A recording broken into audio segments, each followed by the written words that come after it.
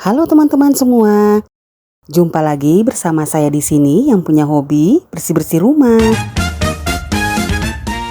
Teman-teman, seperti biasa, setiap bangun pagi saya selalu merapikan tempat tidur.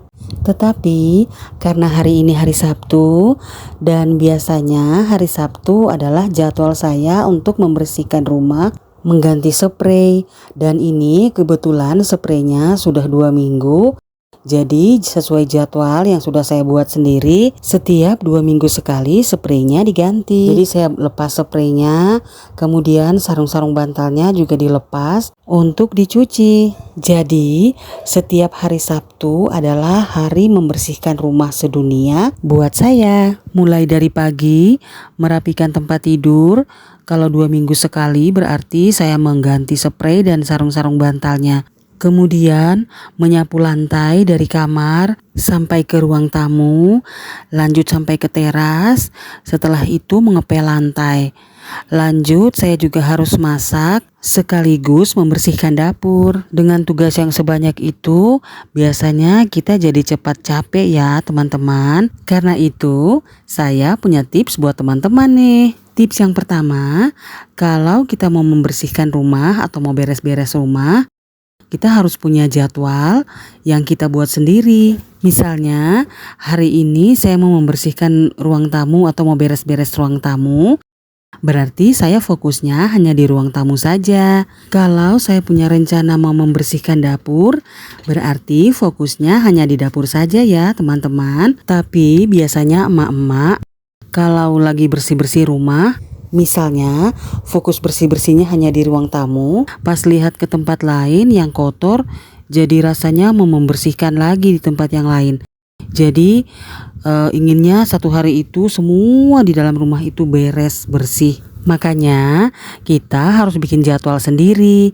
Hari ini membersihkan apa, besok membersihkan apa. Seperti itu ya teman-teman. Jadi harus punya jadwal yang kita bikin sendiri supaya waktu mengerjakannya itu jadi lebih ringan dan hanya fokus di satu tempat. Jadi pada saat selesai bekerja, besoknya sudah mengerjakan yang lain. Jadi kalau pas 1 minggu semuanya sudah bersih. Kalau saya jadwalnya 2 minggu sekali itu saya membersihkan rumah, beres-beres rumah. Dari dalam kamar ganti spray sampai ke dapur. Itu membersihkan rumah secara menyeluruh kalau buat saya. Tetapi kalau di hari-hari biasa, saya hanya merapikan tempat tidur pada saat bangun pagi, kemudian menyapu lantai, mengepel lantai juga saya lakukan setiap 2 atau 3 hari sekali. Dan yang sementara saya lakukan ini adalah merendam spray yang sudah saya lepaskan tadi bersama dengan sarung bantalnya. Biasanya saya merendam dengan menggunakan deterjen. Kemudian spray dan sarung bantalnya digosok dengan sabun batangan.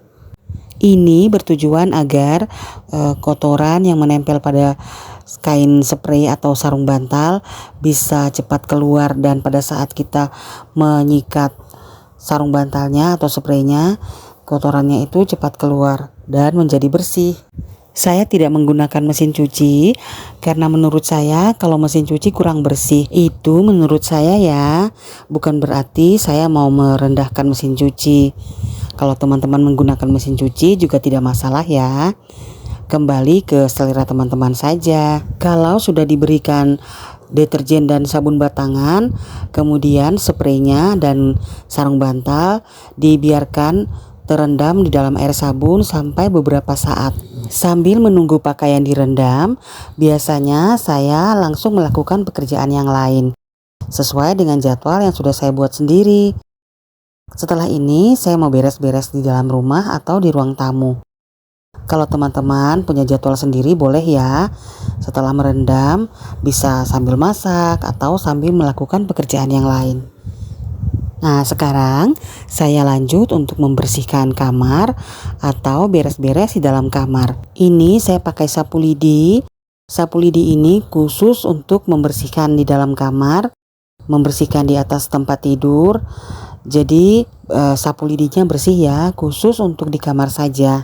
Kemudian dengan menggunakan lap basah, saya mengelap barang-barang yang ada di dalam kamar. Mengingat saya kan menggunakan kipas angin nih ya teman-teman. Kalau ada teman-teman yang sudah menonton video saya sebelumnya, saya menggunakan kipas angin di dalam kamar. Karena menggunakan kipas angin, biasanya kamar itu lebih banyak berdebu. Makanya saya lebih sering-sering mengelap di dalam kamar dengan menggunakan kain basah. Ini saya lagi mengelap rak sepatu dengan menggunakan lap basah. Ini rak sepatunya miring ya teman-teman, karena pakunya yang satu sudah lepas, jadi letaknya jadi miring. Terus yang di sebelahnya lagi itu adalah gitar kecil atau yang biasa disebut ukulele atau juk. Itu tali senarnya cuma 3, jadi dimainkannya mirip seperti main gitar, tapi hanya menggunakan 3 senar tali. Selesai mengelap dinding, saya lanjut mengelap lemari. Kaca yang ada di lemari juga dielap semuanya agar bersih dari debu. Lanjut saya membersihkan meja belajar.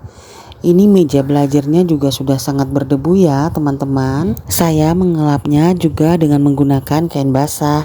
Maaf ya teman-teman, HP saya hanya HP yang biasa. Jadi pada saat merekam, kameranya suka kadang terang, kadang gelap. Jadi hasil rekamannya jadi kurang bagus.